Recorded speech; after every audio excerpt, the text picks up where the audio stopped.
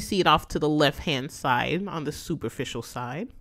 And you can kind of tell this muscle based off how the fibers are running. You kind of see these grooves looks like grooves in the muscle in the cartoon.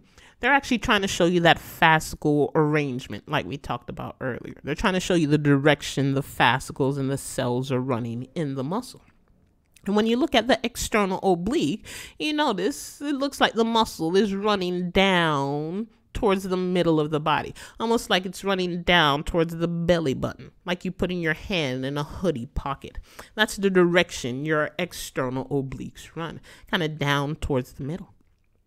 And if you were to peel it off and look underneath, which is what you see on the right-hand side, there's the internal obliques. These run in a different direction. They run down towards the hip and back. Internal oblique fibers run down towards the hip and back. So one way to tell them is the level. Are you the superficial one, external, or the deeper one, internal? Or which way is the fibers running? Is it running down towards the middle front of the abdomen, external, or down towards the hip and back, internal? And they're both called obliques because they could both do some of the same functions. And like usual, I'll give you one. And like usual, you might know if you go to the gym to work out, if you want to work out your obliques, you do those side bends, those side crunches. Oh, what do you call it in anatomy when you bend to the side, either left or right? We call that laterally flexing the spine. Your external and your internal obliques help to laterally extend the spine. Laterally flex the spine, not extend. Your internal and external obliques help to laterally flex the spine, meaning bend to the side. So those are some of the muscles in your torso and the abdomen. Now we're coming down into the lower limb, starting off in the thigh. And like usual, again, there are lots of muscles, and lots of muscles are buried underneath other muscles. And this is true for not only the front of the thigh, but also the back of the thigh and the medial and lateral aspects. So when we look at the thigh, we break it up into 4 areas. The front of the thigh, anterior compartment. The back of the thigh, posterior compartment. The pinky toe side of the thigh, that's the lateral compartment. And the big toe side of the thigh, that's the medial compartment. So we're going to look at the thigh based off those 4 regions: front, back, medial, and lateral. And we're going to start off in the front, which you can see in this picture here. Turns out when you look in the front of the thigh, there's one muscle that's very superficial. It's a skinny snake-like muscle that seems to wrap around the front of the thigh. We call that muscle the sartorius muscle, the sartorius. This muscle helps you to rotate the thigh. Rotate, a kind of turning motion, just like in the head. You can rotate the thigh with your sartorius. And if we were to peel this off, there's going to be at least 4 muscles underneath the sartorius. And these 4 muscles are going to work together, so we're going to group them up.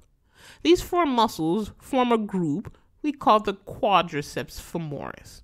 You might normally know them as the quads. When people say they're quads, their full name is the quadriceps femoris. And it's called quad for 4 because it's technically 4 individual muscles that happen to work together. What are the 4 muscles of the quadriceps femoris? Well, there's something called the rectus femoris, the vastus intermedius, the vastus lateralis, and the vastus medialis. Those 4 muscles form your quadriceps femoris: rectus femoris, vastus intermedius, vastus lateralis, and vastus medialis. Again, don't be intimidated. They tell you where to find them. Okay, so first off, we start off with the rectus femoris. It's an oval-shaped muscle right in the middle of the anterior portion of the thigh. That's the rectus femoris. And if you were to go medial to it, go big toe side, there's a muscle that's medial to the rectus femoris. We call that the vastus medialis, tells you in the name. And there's a muscle pinky toe side to the rectus femoris. There's a muscle lateral to the rectus femoris. We call that the vastus lateralis. And there's one more. It's the vastus intermedius. This muscle is deep to the rectus femoris. So you would have to cut through the rectus femoris, lift it up, and you would see a muscle still underneath it. That's the vastus intermedius. That's what you see in this picture. They've cut through or removed a section of the rectus femoris so you could see the vastus intermedius below it. All four of these muscles are your quadriceps femoris. Why? Because they do the same thing. What's the function of the quadriceps femoris? What's the function of the rectus femoris, vastus medialis, vastus lateralis, and vastus intermedius? It helps you to extend at the knee. When you do knee extension, that's the job of your quadriceps femoris muscles. That's why when you go to the gym, if you want to work out your quads, you go sit in that machine and you kick out over and over again. That's you extending at the knee, because that's the job of your quadriceps femoris. Keep going. Now we're going to look at the medial part of the thigh. When you look at the medial part of the thigh, there's a muscle that's running straight up and down in the medial aspect of the thigh. It's called the gracilis muscle. Gracilis. And around it are a couple of other muscles that all have adductor in the name. Something called the adductor longus, adductor magnus, etc. These adductors and the gracilis muscle do the same thing. They're all located in the medial compartment. Think inner thigh, big toe side. And the adductors give you a hint in the name as to what all the adductors do and the gracilis. They all do adduction. Remember, to adduct is to bring towards the body or towards the midline. This is how you're going to be able to bring the legs together. When you bring your legs together, you're adducting them. You're using the adductors and the gracilis in the thigh to help you to adduct the thigh. Now we're going to look in the back. If you look in the back of your hip and thigh, well, there's your butt. Turns out your butt is actually mainly muscle. A large group of muscles we call your gluteal muscles. There are three major muscles that form your butt. There's the gluteus maximus, gluteus medius, and something called the gluteus minimus. They're all your butt muscles. And like usual, they give you a hint in the name. When you look at the butt, if you were to look at these muscles from superficial to deep, the most superficial one is actually the biggest of all three. It's the gluteus maximus. It's called maximus because it's the biggest. And if you were to peel back or reflect back the gluteus maximus, you'll see the kind of in the middle in terms of size, the gluteus medius and the smaller gluteus minimus. And they're all gluteal muscles, so they're all going to do the same thing. And like usual, you might know if you work out at the gym, or in this case, if you go to Instagram. Why? What's everybody doing on Instagram? They're trying to show you how to get a big butt. And how do they do it? It's squats. But what part of the squat is the job of your butt? What part of the squat is the job of the gluteal muscles, gluteus maximus, medius, and minimus? It's not getting into the squat. It's not squatting down. It's actually when you get out of the squat. It's the getting up. When you get up out of a squat, that's something happening in your hip. It's called hip extension. Kind of thing. When you go to sit in a chair, that's you flexing at a hip. And when you get out of the chair, that's you extending at the hip. And that's the job of your butt. So if you want a bigger butt, there's no worries. Just go work out your gluteal muscles. What do you need to do? You need to get out of a squat over and over again. Or you have another option. You also extend at the hip when you climb the stairs. That's why if you also want bigger butts, you could just use the Stairmaster and climb stairs all day, every day. Because you're going to do a hip extension every time you climb up that stair. So that's how you're going to work out these gluteal muscles. Why? Because they help with hip extension. Again, going further down now, back into the thigh. Now we're looking at the back of the thigh. And just how you saw there were groups of muscles in the front of the thigh, there are also groups of muscles in the back of the thigh. And one group of muscles in the back of the thigh are what we call your hamstrings. Hamstrings.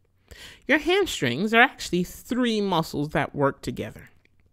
And you can see them in the back of the thigh. Two of them are located more medially, and one of them is located more isolated laterally. So when you look at the back of the thigh, pinky toe side, lateral side, will be one long muscle by itself. That's the biceps femoris. That's one of your hamstring muscles. And then big toe side, medial side are two muscles. One is sitting on top of the other. The superficial one is very skinny. We call it the semitendinosus because it has a long tendon. And it's sitting on top of a wider muscle called the semimembranosus. All three of these muscles are your hamstrings. It's the biceps femoris, semitendinosus, and semimembranosus. And when it comes to your lab exam, I know this is lecture, but just to give a hint now, when it comes to your lab exam, like usual, you need to spell out the full names of things. And in this case, it's going to be important. Why? Because you see now a couple muscles have some similar parts to your names. You've seen at least two muscles now that have the word bicep in the name. There's the biceps brachii in the arm, helping you to flex at the elbow. And now you're seeing something called the biceps femoris, which is one of your hamstring muscles in the back of the thigh. So if you write biceps, I technically don't know which one you're referring to. Or even the last part of biceps femoris. You saw in the front of the thigh, there's the rectus femoris for femur. And in the back of the thigh, there's the biceps femoris, again, named after the femur. So now, again, in this case, if you just write femoris, I don't know if you're talking about the muscle in the front of the thigh or the muscle in the back. So like usual, on your exam, when you get there, when it comes to naming muscles, try your best to put the full name. That way you won't confuse it, or at least I won't confuse it with any other muscle name or other muscle that has a similar part to the name. But back to your hamstrings. So you now know the three muscles in the hamstrings. Again, biceps femoris, semimembranosus, and semitendinosus. And they're all the hamstrings because they all do the same thing. And it turns out your hamstrings do the opposite of the quadriceps femoris. Remember, your quadriceps allowed you to extend at the knee. Kind of think when you kick out, that's extending at the knee. So your hamstrings are going to flex at the knee. You flex the knee. Think when you're running, you need to flex at the knee. This is why runners are always pulling the hamstrings, because to run, you need to flex at the knee, and you might overwork these muscles and cause a strain. So those are muscles that can help to flex and extend the knee. One more time, helping with knee extension, quadriceps femoris, and helping with knee flexion, or your hamstrings. Just going to mention a couple more muscles and then we'll stop. Coming down now into the legs. Again, lots of muscles, and again, muscles on top of muscles. When it comes to your lecture exam, stick to the exam review. I'll only ask about the muscles in your exam review. But now we're coming down into the leg. And in the leg, like usual, there are several muscles. I'm going to mention a couple.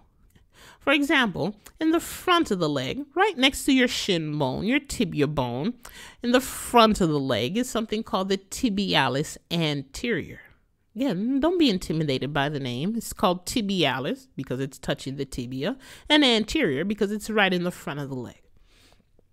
This muscle helps you to dorsiflex. Oh, remember, what is dorsiflexion? Remember, dorsiflexion is when you put toes up, heels down. You're able to pull those toes up with your tibialis anterior. So it helps with dorsiflexion. And if there's a muscle for dorsiflexion, well, there must be a muscle that does the opposite, plantar flexion. Turns out that's the job of the muscle in your calf. Turns out your calf in the back of your leg is actually two muscles, one sitting on top of the other. The bigger, more superficial muscle is called the gastrocnemius, and it's sitting on top of the soleus muscle. Your gastrocnemius and your soleus muscles are both forming your calf, and they are both helping you to plantar flex. They help you to tiptoe. They help you to put toes down, heels up. So those are just a couple of the muscles located in the leg. And then to finish off this chapter, we talk about when some things go wrong. Okay. And when some things go wrong, we're just talking about muscles, and usually it's things like a strain. You strain muscles. Think you sprain joints, but you strain muscles. And strains typically occur in people who are very active. So think athletes, some like runners. I mentioned runners do things like strain their hamstrings. And whenever you strain a muscle, you might know how to help treat it. One thing is you're going to have to help kill some pain. That's the job of things like NSAIDs. Think Tylenol. If it's a chronic pain, you might need things like steroid injections. If it's a serious strain, you might need to do some rehabilitation, some rehab, some physical therapy. Might need to ice it, elevate the strain of muscle to help rehab it. But we want to focus on specific, more urgent injuries than a strain. There's something called compartment